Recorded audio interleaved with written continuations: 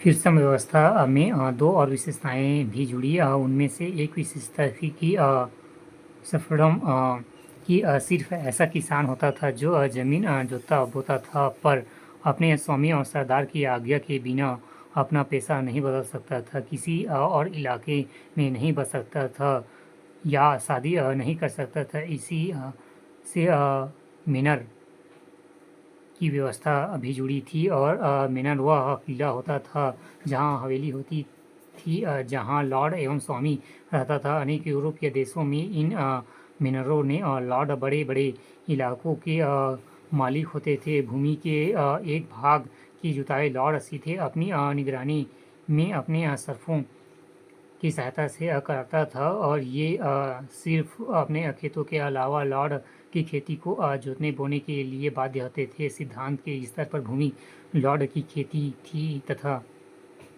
सिर्फ उसे नगद एवं जिम्स के रूप में महसूल भी चुकाता था। और कानून व्यवस्था बनाए रखने एवं न्याय प्रदान करने आदि की जिम्मेदारी भी मिनर के लॉर्ड पर होती थी।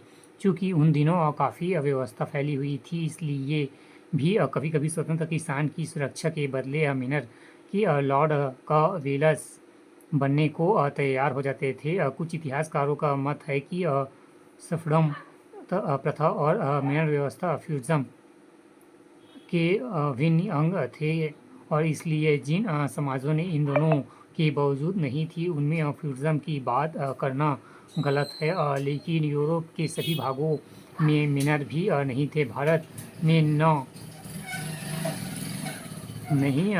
ही न सफरडम प्रथा थी और न मिनर व्यवस्था, लेकिन स्थानीय भूस्वामी तत्व एवं सामंत फ्यूडल सरदारों की अनेक शक्तियों का इस्तेमाल करते थे, और किसान वर्ग उन पर निर्भर था। दूसरे शब्दों में महत्व इनका नहीं था किसान औपचारिक दृष्टि से स्वतंत्र थे या नहीं, बल्कि इनका है कि वे किस ढंग और किस सीमा तक अपनी स्वतंत्रता का उपयोग एवं उपभोग कर सकते थे। पश्चिमी यूरोप के अपने अनेक देशों के 14वीं सदी के बाद मिनर व्यवस्था और श्रम के रूप में महसूल चुकाने अर्थात लॉर्ड की भूमि को महसूल के रूप में मुक्त जोतने बोने की व्यवस्था का लोप हो गया। यूरोप में सामंतवाद से जुड़ी एक और विशेषता सेना का संगठन भी थी। घोड़े पर बैठा वक्तवन नाइट सामंती व्यवस्था का सबसे उज्ज्वल प्रतीक था। वास्तव में यूरोप